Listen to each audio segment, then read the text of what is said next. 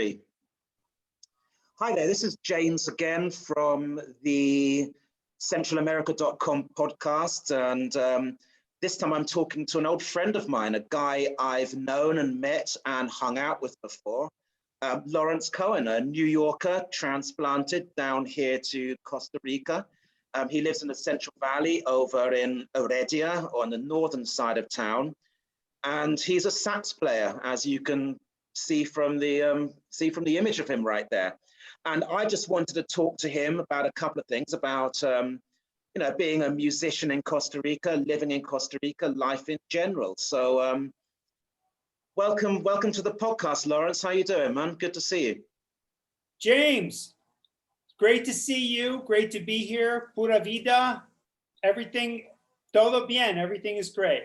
Absolutely. And so, yeah, I mean, we decided to, I've been meaning, like I said before, I've been meaning to talk to you for a long while, because this whole thing, whatever this thing is about talking to people doing cool shit in this part of the world.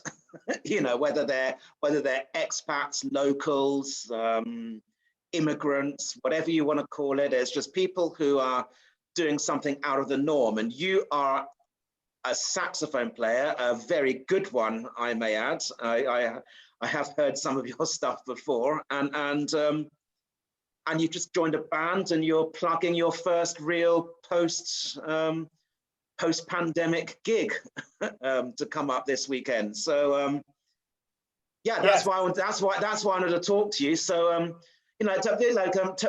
tell our readers and listeners and viewers something about yourself. What brought you down here to Costa Rica?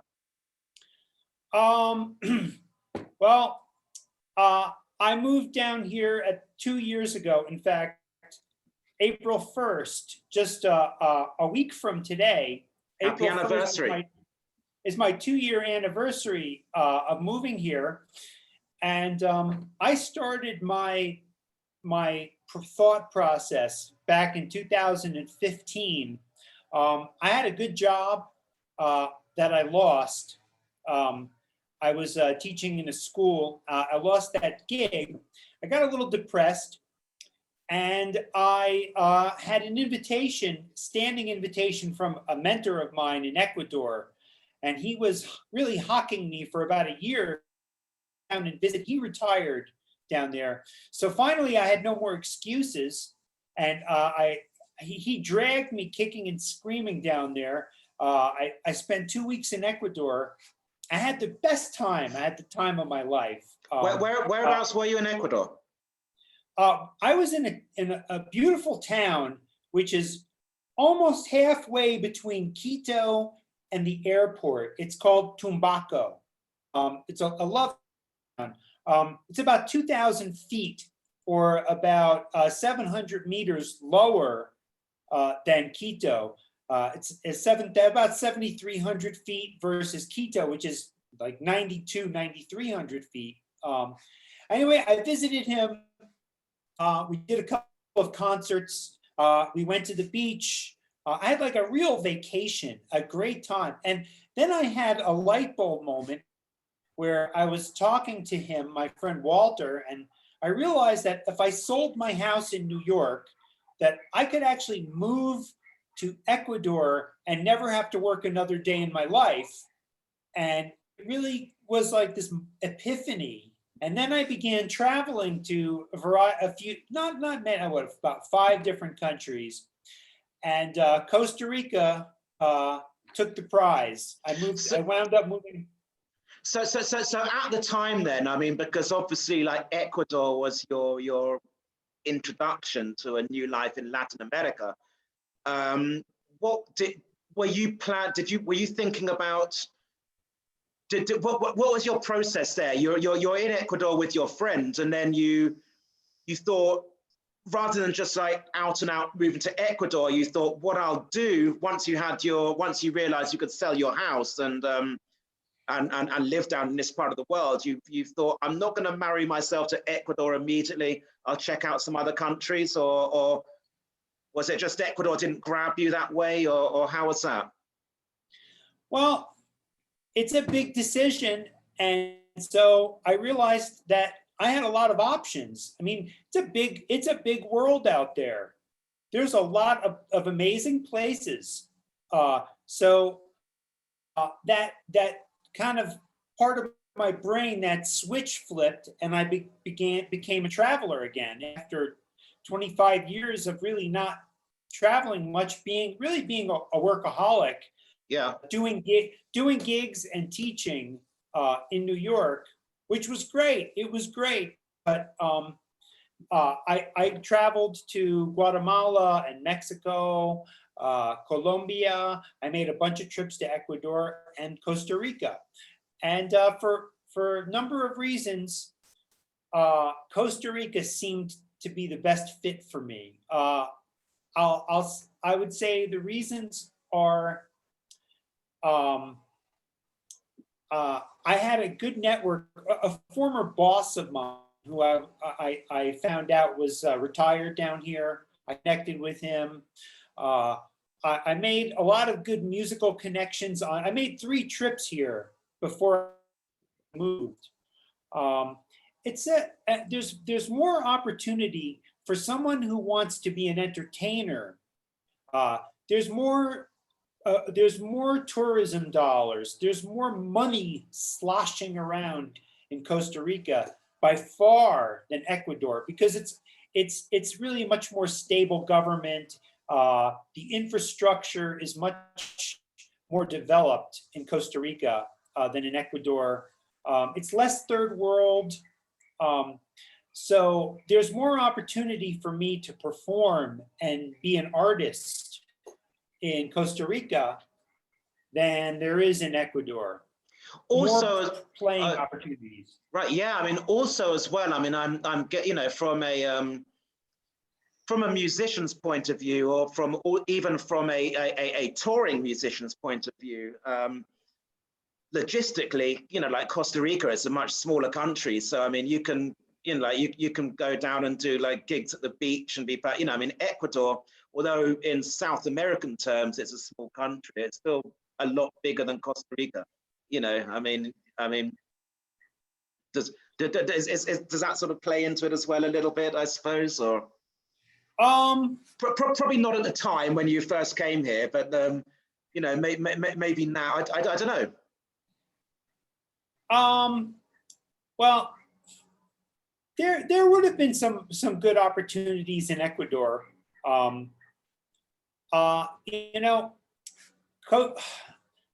Yeah, I mean, Ecuador is bigger, but it's I don't know. I connected with Costa Rica. I connected better. Yeah, it's there's a lot more gringos here. Yeah. It is easy for I'm about 2.5 hours from the beach where I live here in the Central Valley. Yeah, I'm in a band, and there's you see, I'm a jazz musician. There's a much bigger jazz society, a jazz network of students and people interested in jazz. There's much more here than there is in Ecuador. You have a larger more cat. More cat. You have a larger a larger percentage of a potential audience appreciate what you do. Better drummers in Costa Rica than Ecuador. Sorry, guys. Well, that's what we were saying just now. I mean, I was listening to a podcast last night. One of my favorite ones. It's a very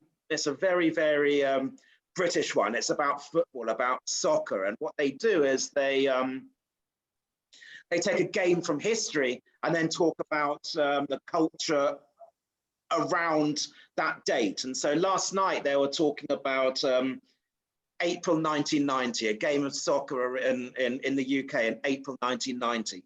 And so, they talk about that for a little bit. Then they talk about what was going on musically and politically and so on in April 1990. And the guy had, one of the guys, it says something really funny, because at that time it was sort of the in a lot of you know, pop culture. It was the rise of electronic music coming through and so on. And the guy said something really interesting. He was saying like before this happened, Keep you know, talking. before this what happened, what music was about. You know, there's you know, it's three guys, there's three of you, you know, you decide to form a band, you play this instrument, you do this, you do that.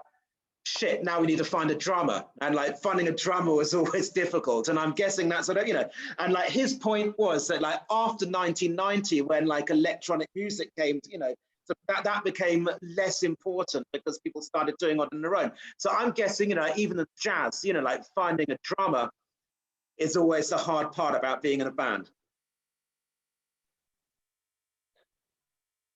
Hello?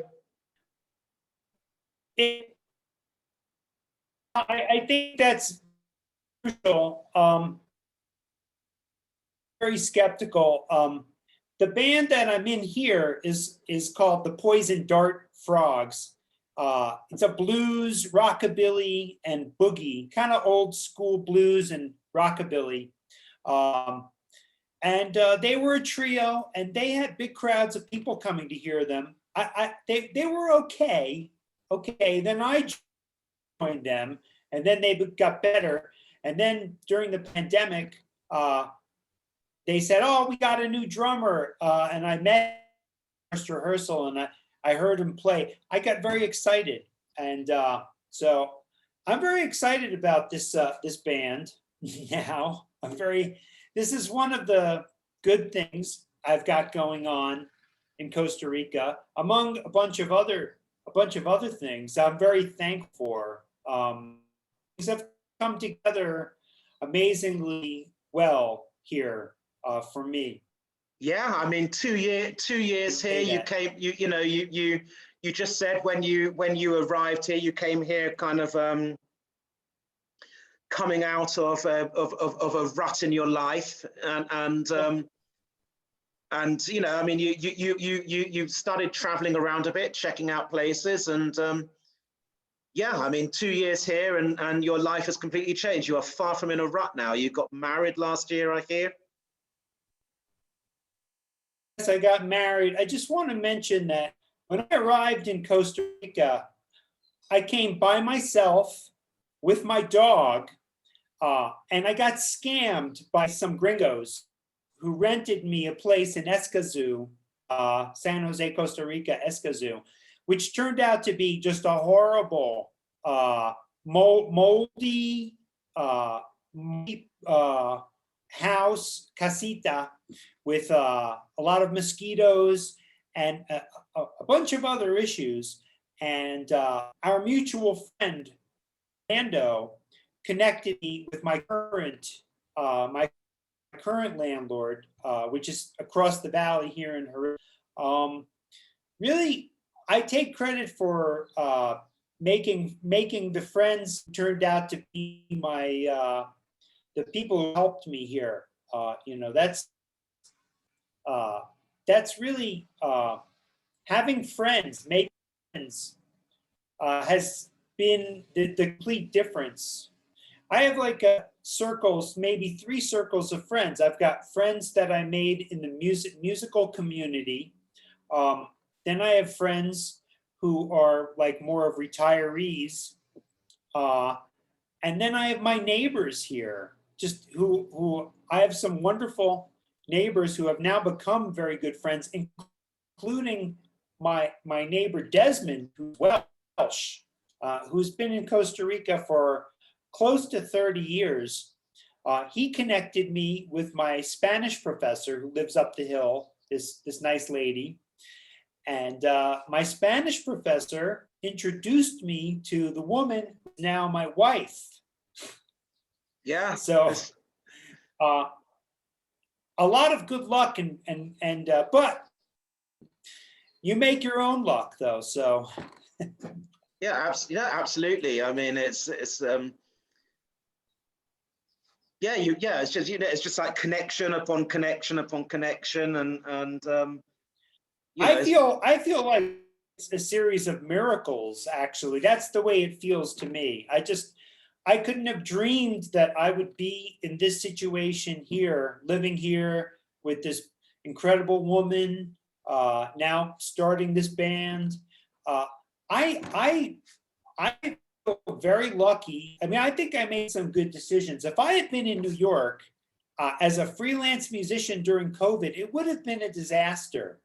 Oh yeah. I would have been living in my house, paying over $12,000 a year in property taxes. That doesn't even include homeowners insurance, heating my house through the winter, which costs a huge amount of money, and just all the other typical expenses. I sold my house in New York. Yeah. My rent here, rent and utilities for myself and my wife and her son, my stepson, is like a fraction of what it would be in New York. So Yeah. very lucky. Yeah. Oh no, absolutely. I mean, I was just listening to something just this morning where they were on British radio, and they were talking about musicians in London, in the UK, and somebody said that I think something like 85% of jobbing musicians, I'm not talking about stars, I'm just talking about jobbing musicians, are now, severely in debt and severely stressed out, are having a mental health crisis right now. That's in the UK because they can't play, which means they can't earn, which means they can't, and I imagine in New York City, it's exactly the same. Yeah, I mean, my bread and butter gigging Orthodox Jewish weddings. In Brooklyn and New Jersey, where these concentrations of Orthodox gigs completely dried up for almost a year. So yeah, and I would have been, and they're good paying gigs. They're very good gigs. They're, you're not going to get rich, you're not going to get famous, but they are. I mean, as gigs go, they are excellent paying gigs. It's steady work. It's steady work. That's right. Yeah. So yeah, I came here, and I've got my expenses under control, and I'm just in a much better position than I would be if I had stayed in New York. And I will just say, without getting too political, I'm just going to say that I didn't really feel safe in the United States. And people thought I was being hysterical, and they thought, oh, well, how bad can it get? Well, yeah, it got pretty bad. We have almost 550,000 people, probably a lot more than that, dead from COVID in the USA. So yeah, things got pretty bad with these incompetent wherever your politics are, these incompetent criminals driving the bus. I mean, so I didn't really feel safe in the USA. I thought it was really time to get out. And I am only second generation. I mean, my grandparents are from the Ukraine and Turkey and Greece. And my parents are really first generation estadounidense. So I don't have some deep, I mean, my ancestors did not come over on the Mayflower, Right. Yeah, absolutely. So, no, I mean, it's, I hear you. I'm the same. I mean, especially with,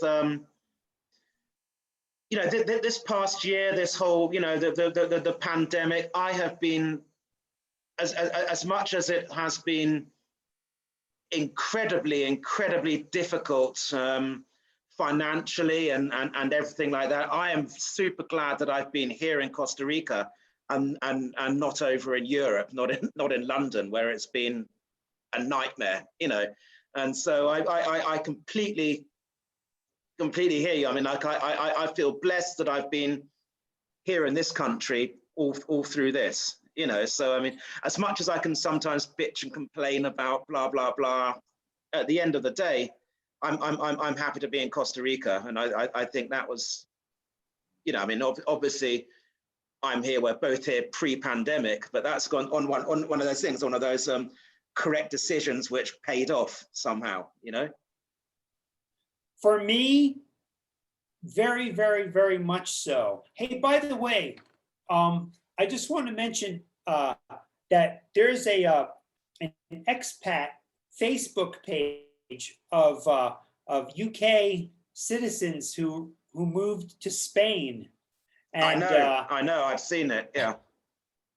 Every time I get on there, I always see all of these Brits saying, "Oh, I'm so happy in Spain." Yeah. Back up there again, where it's cold and gloomy and expensive, and well, Spain, no, it's a fun page. It's a fun page to read. To the British, Spain is kind of like what Costa Rica is to people from the States, you know, because you know, it's a short flight, it's a short hop down, it's not whatever, you know, so people go down there like people from the United States come down here, you know. Or go to Mexico, or go to Mexico. Yeah, exactly. I mean, it's not, it's, you know, over here is a long way from the UK. It's not a place where many people think about, to come. But Spain is an easy option, you know, where you know, like Americans, they go to Mexico, they come to Costa Rica, they look at the Caribbean, Dominican Republic, the islands, whatever. You know, we look at Spain, we look at Portugal. Spain and Portugal are the two big ones. South of France, if you've got the money for that, that's super expensive. But you know, so what about James? What about Morocco? Is there any attention? Do people go to Morocco? Is that a destination for retirees? Yes, I mean there are some, but it's probably people who go to Morocco are probably the same kind of people who might go to Ecuador. Although that's a false equivalent, because there's a lot of gringos in Ecuador. You know, not as many as yeah. I mean, some people do. You know, Morocco. I mean, I've been to Morocco before. You know, like a long time ago, but you know, just traveling around and stuff. Yeah, people do. There's a kind of a hippie community in Morocco.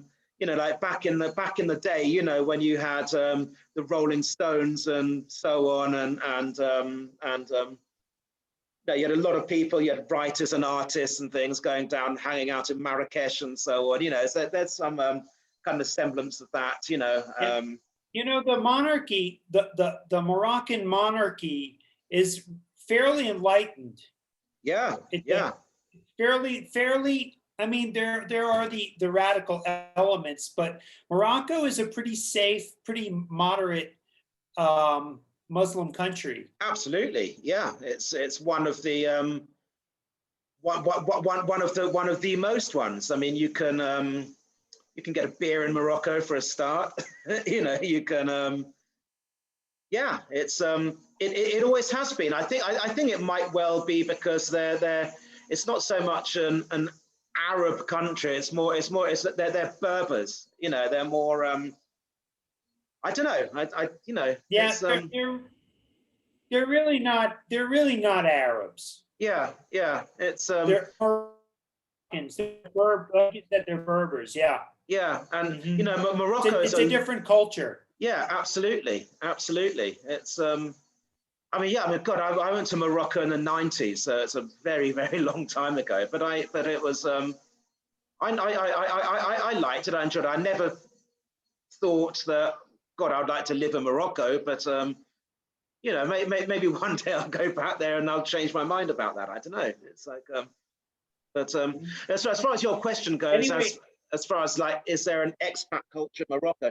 Yes, there is, but it's quite small, and it's very bohemian, very artistic. As you know, you had William Burroughs used to hang out in Morocco back in the day, and you know that kind of it's that kind of vibe, you know. Okay, it seems to me like that's a thing that could become much popular. Yeah, yeah. I mean, what Morocco could do, and a lot of these countries are doing this now, including Costa Rica. You know, what this pandemic has done, it's made a lot of countries start thinking about trying to attract digital nomads, remote workers, and so on. You know, Costa Rica's trying to do the same thing. They've got, you know, I mean, it'll take forever to pass, but That's right. They just made that new a different new type of visa, right? yeah, well, it hasn't gone through yet. So I mean, but what they're trying to do is attract digital nomads to come here, remote workers to come here. I mean, what's happened is basically in the States and Canada and Europe, you know, like this pandemic has closed a lot of offices down, and so people who would normally have to go into the office for work, you know, now work from home. And so instead of like getting the, you know, the subway, like, you know, downtown, you know, to, you know, every day, now you do the same thing from, you can be anywhere. You could be on a, yeah, you could be on an island off the coast of wherever. Yeah, exactly. I mean, and it kind of started last year. Barbados was the first country, I think. I could be wrong there. Barbados kicked in some rules straight away. You know, trying to attract people. You know, you have to, if you work remotely, come down. You know, you can stay for a year. You get whatever, blah blah blah. You know, and so many countries have jumped on that since then. So many countries. Portugal's done it. A few countries in the Caucasus, you know, places like Georgia have done it. Greece is doing it right now. You know, a bunch of, most of the Caribbean has hopped onto this, you know, like all these Caribbean countries, and Costa Rica's doing it. And so, I mean, you know, why not Morocco too? You know, it's This is now sort of snowballing. Yeah, yeah, because I mean, that's one thing. I mean, one good thing about this pandemic, I think, is that it's changing our society. You know, it's changing how we see work.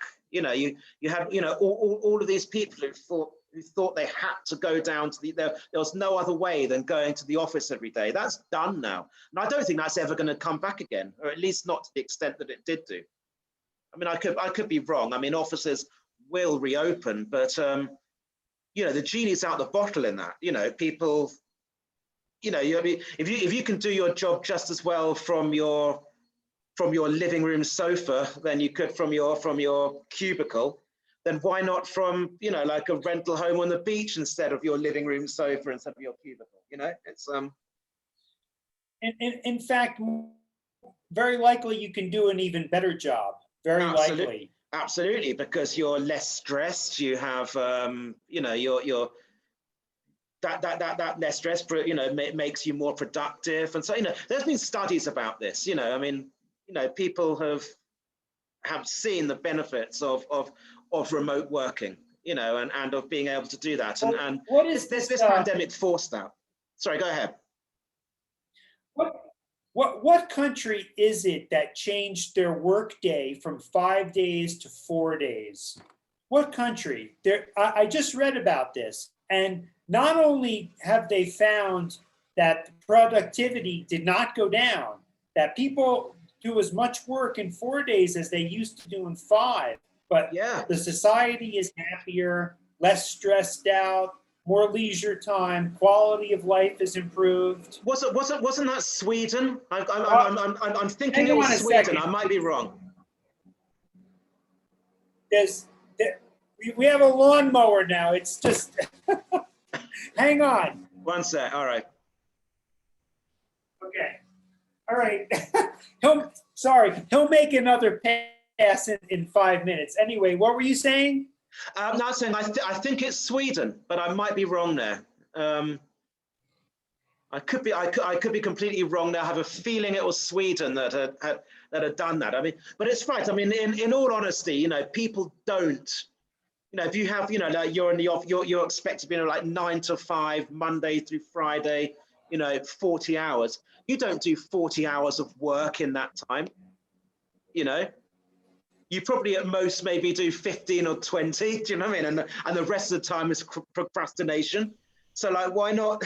You know, I mean, we've all become good when we're in the office at filling in your time and making yourself look busy rather than being busy. You know, and do you know what I mean? And so like, you know, you should. It should, well, you know, like do it as long as you get what you've got to get done, then whatever. You know, if it takes 3 days, or you know, it's a whole new mindset. There's this that which was kind of in play before the pandemic hit, and the pandemic has brought it straight up to the forefront of things. You know, it's, you know. Well, yeah, I've known a lot of people here in Costa Rica who are digital nomads. This group, sorry,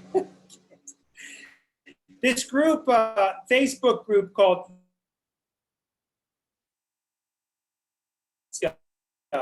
is full of these people who are there are about, I don't know, there's probably like 20 different Facebook groups. That's really something that is a great way to learn about what's going on with expats in whatever country. I know that you're a member of Facebook expat groups of maybe a dozen countries, right? A dozen different countries, maybe more. I am in most of the. I try to, you know, because it's my job really, you know, with centralamerica.com to figure out what people are talking about all over Central America. So I'm in groups in every single country in Central America.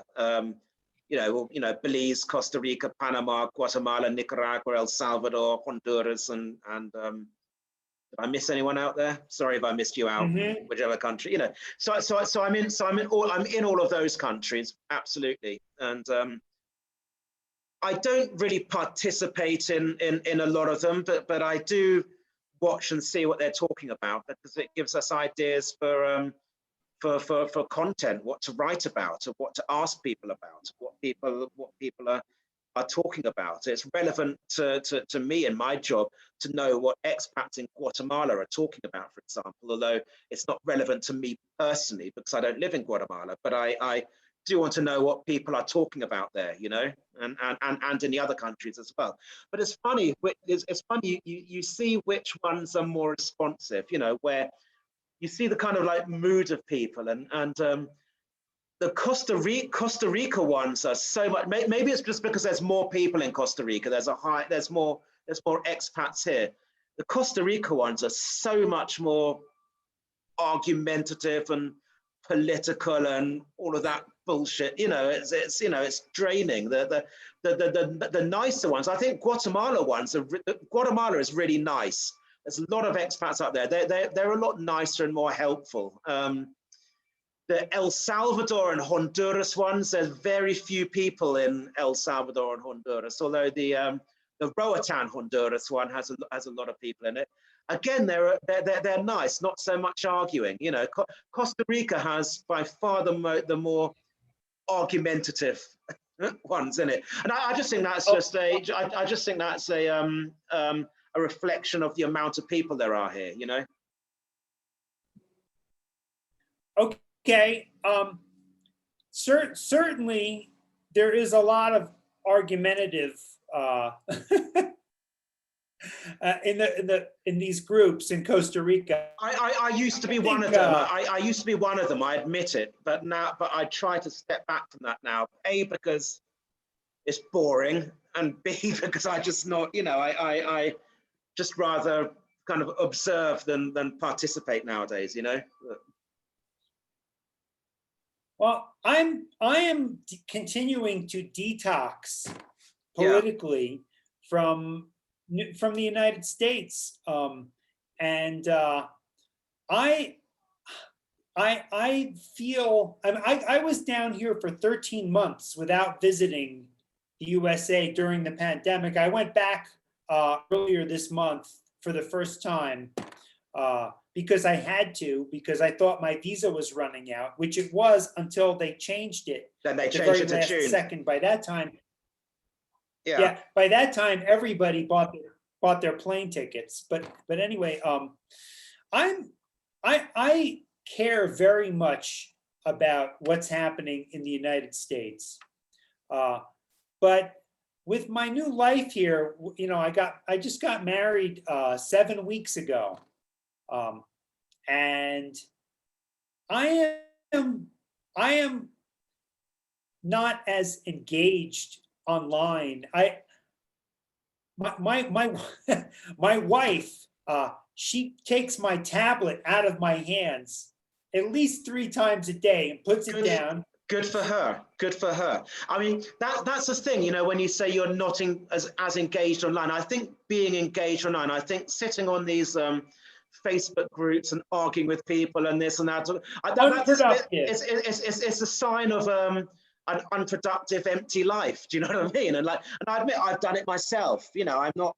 Whatever, you know. And so if you disengage from that, it means you're happier. You've got better stuff to do. You know, you're yes. You don't need that crap anymore. The people who built the pyramids and designed the pyramids, and the people who created the incredible Mayan calendar, and the people who built Machu Picchu, and the people who wrote the Declaration of Independence, and Thomas Hardy, and all the great achievers and artists, they had less distractions, not more distractions. Right, exactly. Yeah, they had less distraction. I mean, that's the thing. Like here in Costa Rica, and it's, you know, like most of us.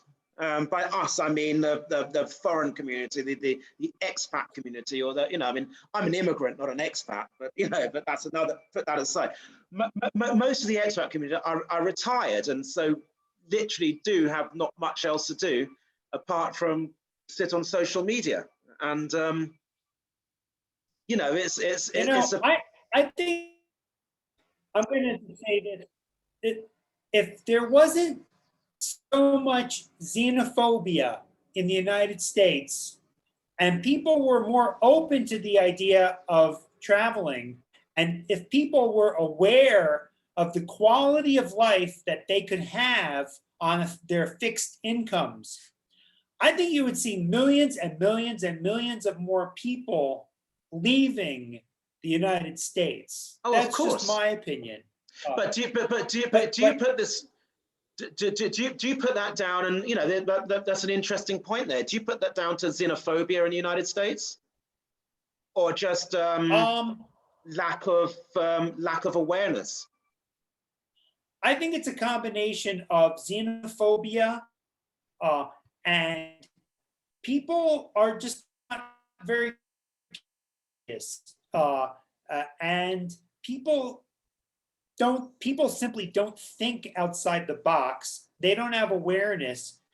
But if they had the awareness, I think that there would be millions and millions of more people who, I mean, what a social security check does for the average person in Mexico is about 4 times as much as it does for them in most parts of the United States. Yeah. I mean, if you go to a part of the United States where the cost of living is low, you still have very expensive health care.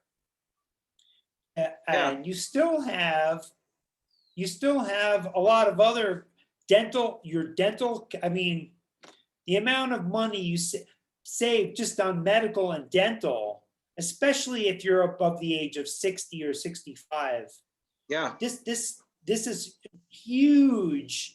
If you don't have that gold-plated health coverage, which I certainly did not have, you know, here my wife and I belong to this medical and dental plan called MediSmart, Yeah. which is like, it's like $14 a month for the subscription. And I just had a dental implant. I'm in the process. This would cost me over $5,000 in New York. It's costing me about $1,400 to get this done in Costa Rica. So if you want to advocate for yourself and you want to do what's best for you, right there, and my rent, I just saved as much money as like 5 months rent. Absolutely, yeah. I mean, yeah. MediSmart's a good. I mean, MediSmart isn't health insurance, is it? It just heavily discounts procedures that you might need, and you pay, what do you know, like your 14, 15 bucks, whatever it is, depending on the level of MediSmart care that you're looking for and how many people, and for that you get massive discounts on health procedures that you may need. It's excellent. It's excellent. And if you combine that with a catastrophic, I mean, I'm not in the CAHA, in the socialized medicine system here yet. I actually have an appointment to have my fingerprints taken. Oh yeah. For my residency. I have that appointment in 2 weeks, and then in 2.5 weeks, I have my migración appointment with immigration, and I would have had to wait until September for an appointment in San Jose. I got an appointment in April in Limón, at the office in Limón province. Yeah. So guess what? We're taking a little vacation and doing this. We're going to go to the beach. Yeah, head down to Puerto Viejo or something, or Cahuita for a few days. Get that exactly. done. And eat that amazing Caribbean food. Yeah, so yeah, the rice and beans, the curried rice and beans. It's beautiful over there. It's beautiful over there. Do you know Colin Brownlee? Is he the proprietor of the Banana Azul? He is indeed, yeah. Yeah. Okay. Yes.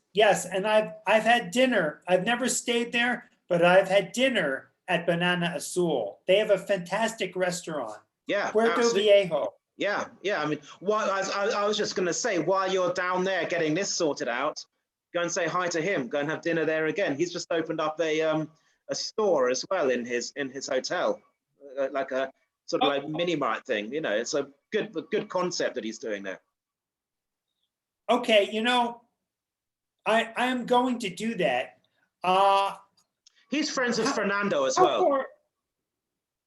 Fernando and Colin, I know, are very good friends. Yeah. By the way, I just want to say Fernando is one of the people who, I met Carcamo. I met him online in one of the Costa Rica expat groups, and we got to be friends. And he was one of the people who was urging me, "Come on, man, it's great down here. Don't worry about it. Everything's gonna be fine." He was like He was prodding me, and he is one of the people who really has helped me. He's been a tremendous help to me with his advice and connecting me with his friends whose place I rent here. So, if you're like me and you're at the age, you're not ready to retire. I'm sort of in between. I moved here at the age of 50, and I gave up employment opportunity in New York. I wasn't out of work. Yeah. But I came down here. I really lost my motivation though in New York, my motivation to hustle. And I was looking to do something. I was looking for some new adventure. Anyway, Fernando really, for about a year, he really encouraged me. And then when I got here, he actually helped me out a lot. So a shout out to our friend Fernando, and he was also my my testigo, my witness at my wedding. So. Oh, really?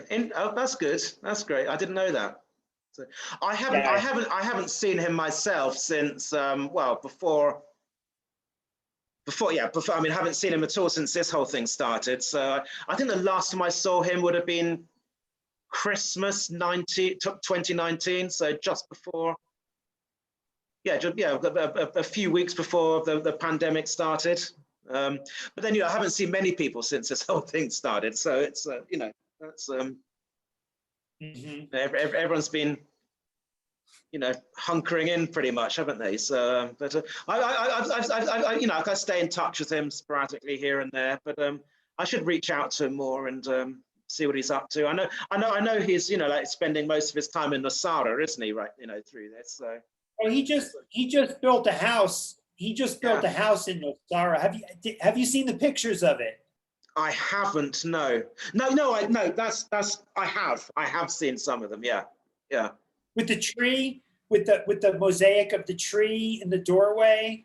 Yeah. The stained glass. Yeah. He's another guy I want to get onto this and talk about, and just talk about life in Masada and blah blah blah. So I'll hit him up very soon to do that.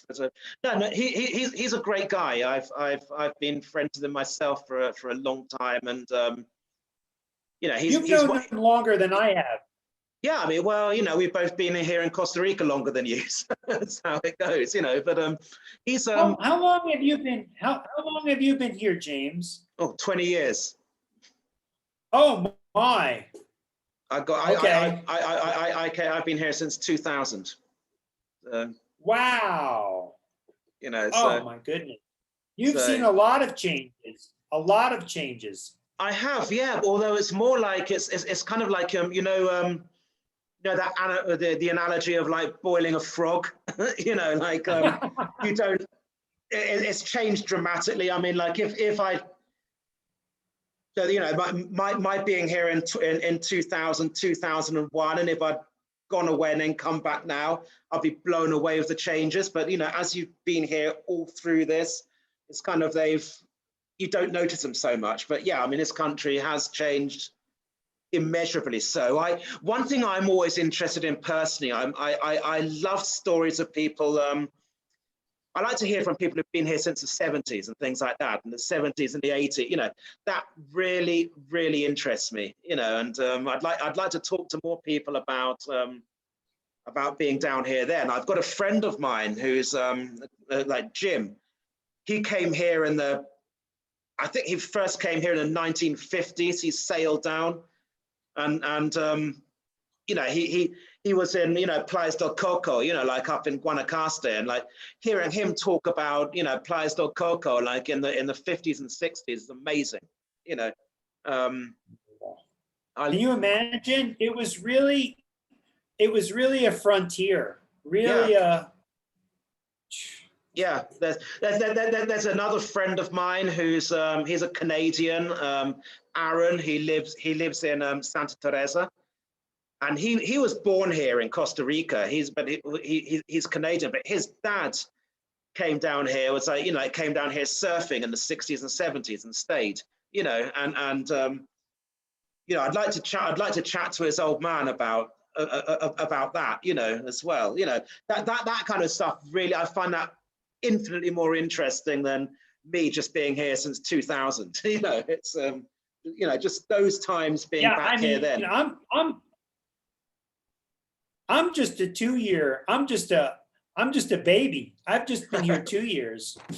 Well, Fernando has been here longer than me. So. Oh, has he been here longer than you? Yeah, he's been here since. I mean, not a great deal longer, but a few years longer. He's been here since the mid-90s. Okay. I'm going to say maybe 96, 97, around then. He came when he was in his 30s. He was even younger than me. Yeah. Well, I came in here in my mid-20s, so so it's pretty much it's most of all I know here now. Yeah. I mean, when I visit the United States, I I don't have a desire to stay there. I want to come back here. Yeah, no, I I'm the mean, same. yeah, I I'm go to married. yeah, I mean, I'm saying I go to the UK and I get culture shock over there rather than I do here. You know, it's like it's a weird thing. Yeah, So I'm very happy. I'm very happy here. yeah, And you so know, um, with the political instability last, a lot of friends private messaging me, asking me all of the typical questions about, oh, what do I need to move to Costa Rica? This and that. Where do you start? Where do you begin? I made 3 trips here. Each trip was like between 4 and 5 weeks long. I made lots of connections. I made lots of friends. I did a lot of research, probably even too much. I overthought it, but yeah, I, it was a 3-year process. It was a 3-year process of figuring out. You know, I decided in 2018 that next year I was going to sell my house, sell my car, put my crap in store, whatever I had left, put it in storage, and come to Costa Rica with my dog and see what happens. Kind of like rolling the dice, you know, just yeah. like. And And that's the best it's thing. You know, when you were saying just now about, you know, like people on social media asking about coming to Costa Rica, what do I need? Actually, you don't need much. You just need like a good mindset to do it, and that's pretty much it. well, You know, you you know, need plus you some need money. 2 years. You know, but You need 2 years of living expenses, yeah, at least 2 years of living expenses, yeah, at least. Um, you need to you need to be prepared to have an open mind and just deal with inconveniences. yeah, You have to deal with the inconveniences of the bureaucracy here. yeah, Um, you have to be ready. You have to be ready to study the language and make a lot of adjustments. I have a lot of friends in New York who I know would not succeed moving here. I know these people, and I know that they would not last. yeah, They wouldn't yeah, last here. yeah. In It's a fact, I mindset. was really. I mean, there was a period of time when I moved to my first place in Escazú, when I thought, I don't know, I think maybe I made a mistake, but things worked out. In fact, I just want to tell you quickly, my 3rd day, I lost my passport, credit cards, and my little pouch where I kept all my money, passport, credit cards, driver's license. I searched everywhere for it. I couldn't find it. I thought someone pulled it out of my little man purse. Someone pickpocketed me. It turned out I sat on my bed and I felt something underneath my butt, and my little pouch was underneath the bed sheet. It was between the mattress and the sheet. And so I made my bed without realizing that my little purse was underneath the sheet. So that was a happy ending to. I really I thought I was screwed. Yeah, and it's almost like that. That's kind of like the mindset thing, isn't it? When you're kind of like thinking, God, have I made a mistake or not? Blah blah blah blah. And then that happens. You're thinking, you know, God, man, I've been robbed, man. I'm gonna get the hell out of here. Blah blah blah. And it turns out, you know, left it. I had something the other day, same kind of thing, with my glasses, and. I thought I was in the supermarket, and I thought that I couldn't find my glass. I got back home, emptied out, like my bag. I couldn't find my glasses anyway. I'm like, shit, I can't, because I need these. I need these. I can't work without these. I can see without, if I'm on the street or whatever, I can, I can see without them, but I need these to work. And I'm like, oh my God, and I'm stressing out, and I blah, blah, blah, you know, and I'm going everywhere. I'm retracing my steps that day everywhere. No one's got them. I'm thinking the same thing. I've been robbed there. Someone's stolen my glasses, this, that, whatever. You know, it's just kind of like the funk you're in. Why would anyone steal someone's glasses? You know, and then, and so I go to make I go to make an appointment. You know, I have to get new glasses, and I have to go to an eye test and do all that and blah blah blah. And money is tight, you know, right now. And so I'm God, I can't do this. I can't, you know, and I go to make the appointment, and then I'm going to get to make the appointment. And as I'm leaving the house to go to this appointment for my eye test and so on, I lose my keys. I'm like, where the fuck are my keys? My keys are gone. Blah blah blah blah blah. You know, and I'm scouring my apartment, looking for my keys, and I go under the, you know, like I get on my knees and I'm looking under like kind of like a kitchen cabinet, thinking my keys are down there. My keys aren't down there, but you know what's down there? My glasses are. You know, and so I fall, you know. So basically, I'd drop my glasses and kick them under the cabinet without noticing. You know, so for 3 days I'm stressing out about this. I'm like, oh my God, whatever, you know. And then I find that, you know, again later on I find my keys somewhere in a pocket or something, or whatever, you know. But it's just one of those things. It's about the mindset that you're in. You know, if you're in a mindset that's spiraling down, everything is bad, and that happens, and you think, God, I've been robbed, man. I've got to, you know, blah blah blah. You know, whereas actually, you know, I just kick them under the cabinet. Well, that brings up the fact that, you know, if your life is a mess, or in the UK, moving to Costa Rica or Spain or wherever, that's not going to help your life not be a mess. Yeah, yeah. You have to move from a position of strength. That's what you have to do.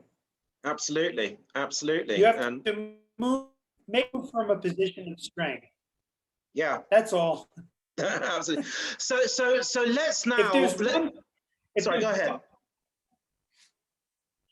You know, if there's one piece of wisdom I would tell people regarding becoming an expatriate and moving to Latin America, or moving to Thailand, or wherever it is you think you want to go, you should do it from a position of strength.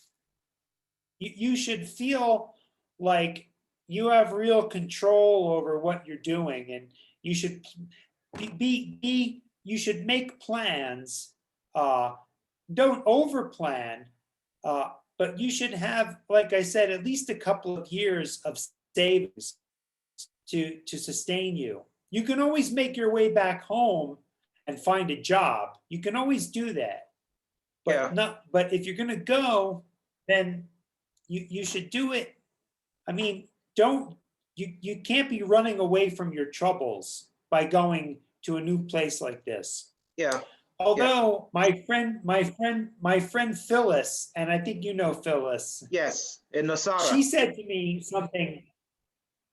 Phyllis, you know, good old Phyllis said to me, she said, well, you know, probably a large percentage of the expatriates that you meet here are here because they're hiding something, or I don't know if that's true or not, because or they're hiding something, or you know, there's some reason for them not. Anyway, I think to some extent that may be true, but I think the main thing they're hiding from is from themselves. You know, not from you know, the law or whatever. You know, but I think they're hiding from themselves. You know, but I wouldn't say it's a majority. I'd say it's a sizable minority. But you know, I mean, everyone. But why does anyone do anything? You know, it's I don't know. Well, I mean, my motives were just to shake things up. I felt like I'd been sitting on my butt and just really it's kind of stagnating in New York. Yeah. And I mean, what happens? 2 years. I've been here just 2 years, and not only in my personal life, but in the greater world, things have been just completely, the pot has been stirred beyond my imagination. My mother passed away in November from COVID. I got married in February. So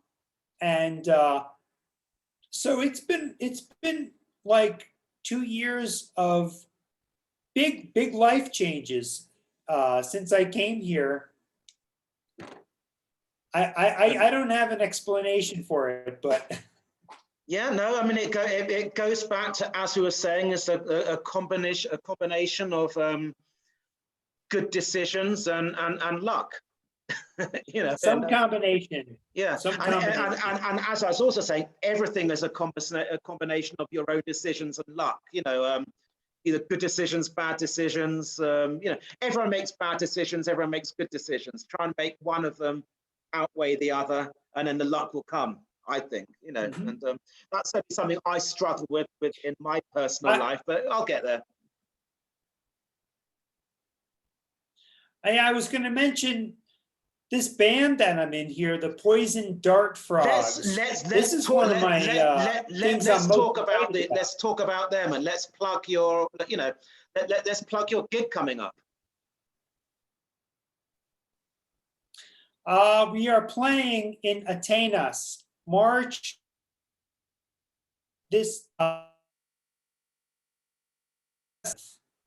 from 4 to 7 p.m. We are playing in Atenas. On what date is that? Pizzeria. On March the when? Saturday, March 27th, Saturday. Saturday, March 27th. That's 2 days from now. 2 days from now. 2 days from now. Saturday, March 27th. In which pizzeria in Atenas? It's called La Terraza. La Terraza. We will accompany this this little broadcast with an article, so we'll put everything in there. We'll put your Facebook page, anything else you have. We'll put La Teresa. We'll plug it, and what can people expect when they come and see you guys play? Play blues and rockabilly and sort of like old school boogie. Some mixture of blues, rockabilly, and boogie. And I'm very excited about this band. I'm actually the youngest person in the band. It's 5 expatriates from the United States. And I'm shocked that we found this drummer who I love. So live music. What a concept! Live music is nectar to the soul right now, isn't it? Man, I haven't heard any live music for such a long time. It's yeah, and people are starving. People are starving for it. Yeah.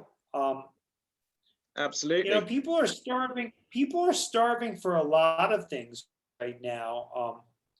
It's been an incredibly difficult year for most people.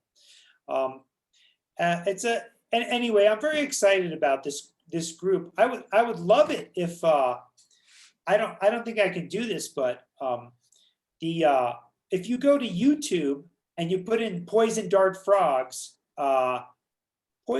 actually you come up with about 1,000 nature videos. Yeah. But anyway, we're on YouTube. Poison Dart Frogs, Diving Duck. That's a great. I will look up your YouTube channel, and I will link it to this article as well, so people can check you guys out. I think it's awesome that you guys, cool. You know, that people are starting to play music again. You know, and I hope this is the first gig of many.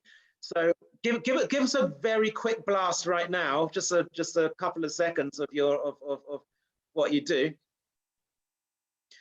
Sure. I've been seeing that saxophone been sitting there with you all through this, so it's been itching to be played.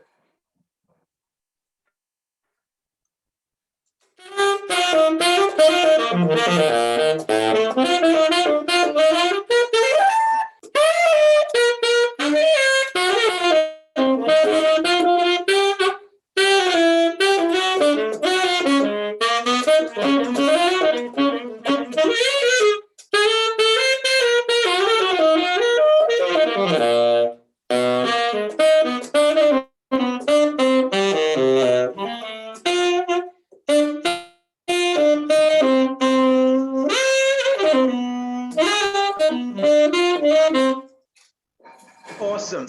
There you go. Thank you so much. Well, Lawrence, I just wanted to say, I mean, because we've been on for about an hour or so now, so I just wanted to thank you for chatting. I think you offered some great insight into the mind of an expat or a potential expat wanting to get out of the United States or anywhere and come to a different country, whether that's Costa Rica or anywhere else. So what we will do, we will, as I said, we will link up to the Poison Dart Frogs and all of your social media. And I hopefully we can do this again. It'll be great to to touch base with you here and there and just shoot the shit and talk about general stuff on this thing. So that would be wonderful, James. Anytime. It's always a pleasure. I'm so happy to hear from you. Absolutely. So thanks again, man. And yeah, thank you for watching and listening to this latest podcast. We meandered a little bit here, but that's what it's all about. It's a great thing to do, just to talk to people, and who cares that we go off subject? It doesn't matter. All right, thanks a lot, and we'll speak soon. Bye.